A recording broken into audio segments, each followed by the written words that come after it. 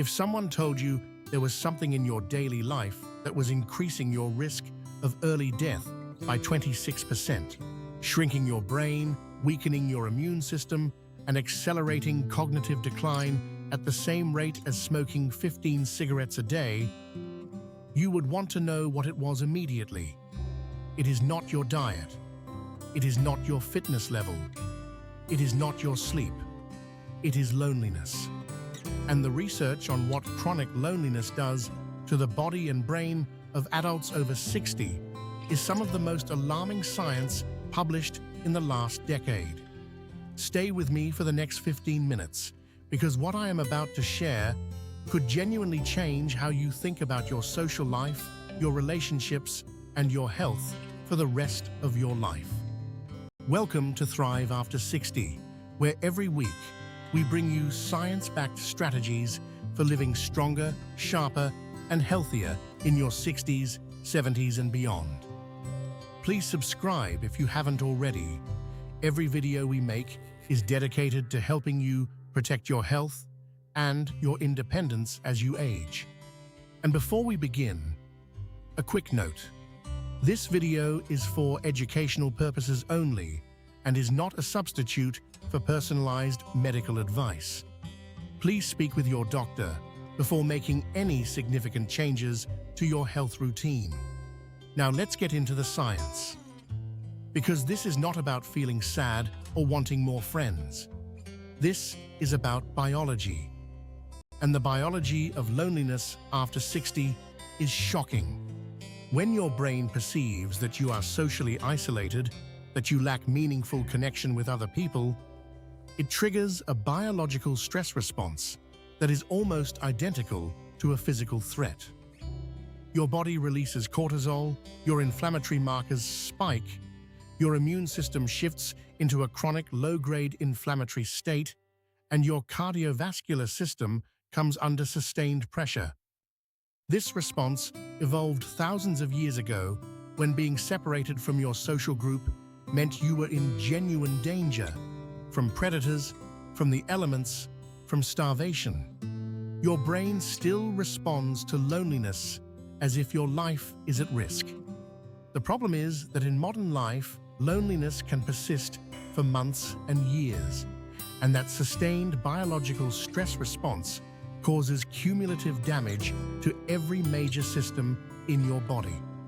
A landmark study led by Dr. Julianne Holt-Lunstad at Brigham Young University, one of the most comprehensive analyses of social connection and mortality ever conducted, analyzed data from over 3 million people across multiple countries.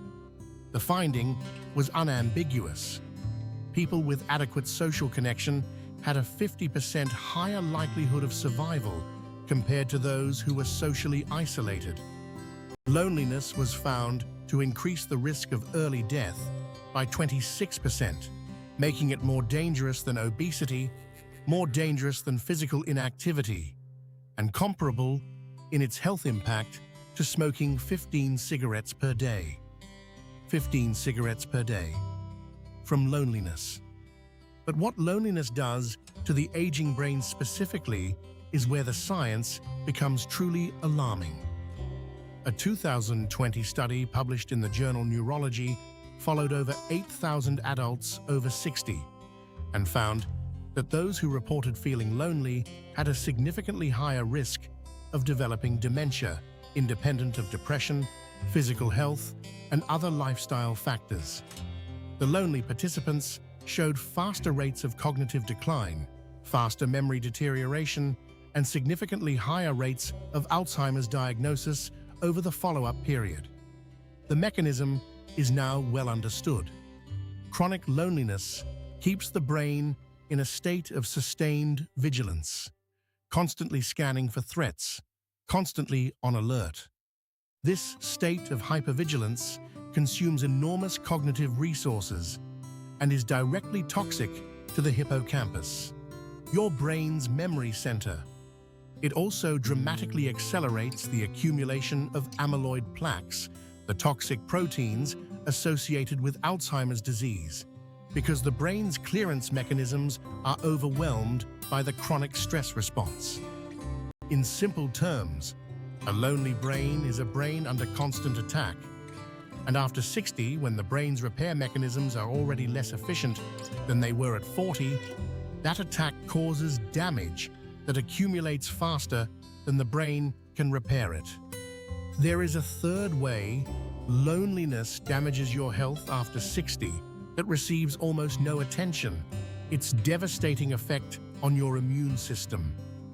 Research from the Ohio State University found that lonely older adults showed significantly higher levels of inflammatory markers in their blood, specifically interleukin-6 and C-reactive protein, compared to socially connected adults of the same age. These inflammatory markers are directly linked to heart disease, type 2 diabetes, arthritis, and cancer. More alarmingly, a study published in the journal Psychological Science found that lonely older adults produced a weaker immune response to vaccines, including the flu vaccine. Their bodies literally could not mount as strong a defense against infection as socially connected people of the same age. Loneliness was making their immune system less effective at the biological level. After 60, when your immune system is already less robust than it was in younger years, this effect can be the difference between recovering from an illness and not recovering from it. Here is the concerning reality about loneliness after 60. It is far more common than most people realize, and it is often invisible, even to the people experiencing it. Research consistently shows that loneliness peaks at 2 life stages: young adulthood and older age. For adults over 60, the triggers are well documented. Retirement removes daily social contact that most people took completely for granted. Children move away and have their own lives. Friends and spouses die. Mobility decreases. Hearing loss makes social interaction more effortful. The world becomes smaller, quieter, and more isolated, often gradually and almost imperceptibly. A major survey of adults over 65 in the United States found that more than 40% reported feeling lonely on a regular basis. Nearly 20% reported severe loneliness, meaning they felt that nobody in their life truly understood them or cared about their well-being.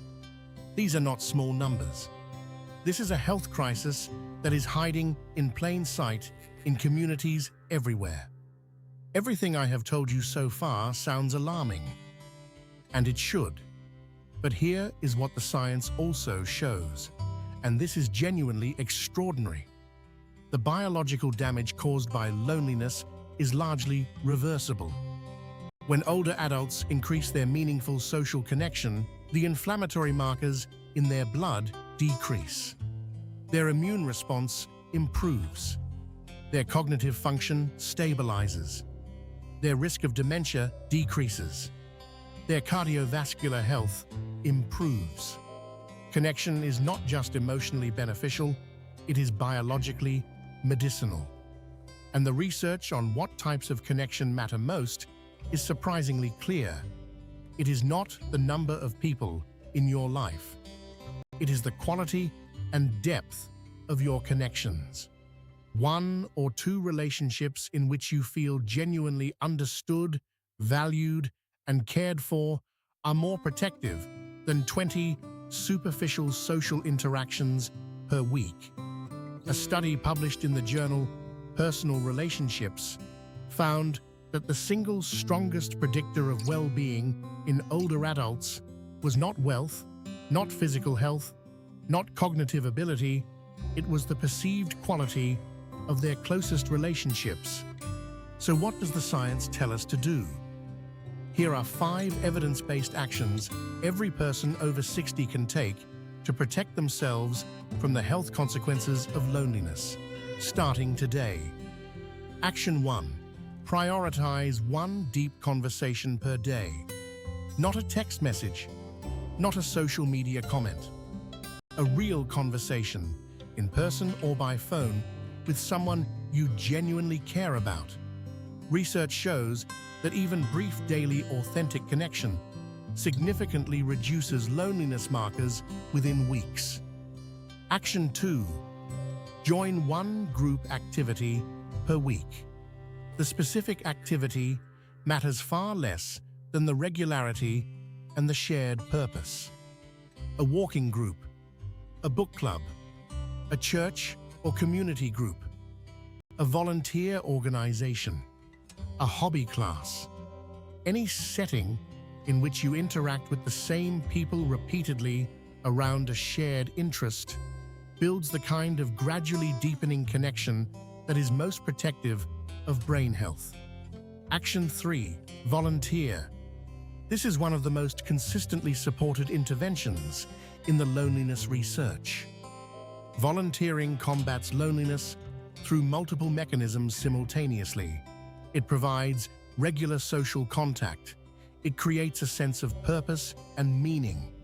It builds identity outside of the roles that retirement and aging can strip away, and it consistently produces what researchers call a helper's high, a measurable improvement in mood and well-being from contributing to others. Action 4. Address the barriers to connection directly. If hearing loss is making social interaction exhausting, get your hearing tested. If mobility is limiting your ability to get out, explore transport options, community services, or online connection. If anxiety or depression is making you withdraw, speak to your doctor.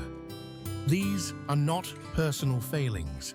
They are medical issues with medical solutions. Action 5. Be honest about loneliness with people you trust. The most dangerous aspect of loneliness is that it is self-concealing. Lonely people often withdraw further, avoid reaching out, and tell themselves and others that they are fine. If you are lonely, tell someone. Tell your doctor. Tell a family member. Tell a friend. The act of naming it is often the first and most important step toward changing it. In summary, your brain, your immune system, your heart, and your longevity are all directly shaped by the quality of your social connections. The science is not ambiguous about this. Loneliness is not a personal weakness or an emotional problem. It is a biological threat, as real and as measurable as high blood pressure or high cholesterol. But unlike many health threats, this one has a solution that costs nothing and is available to almost everyone. Connection. Genuine, regular, meaningful, human connection. One conversation today. One group activity this week. One barrier addressed this month. Check the description for the products and resources I personally recommend to support your brain health and cognitive function. And if this video helped you, please subscribe.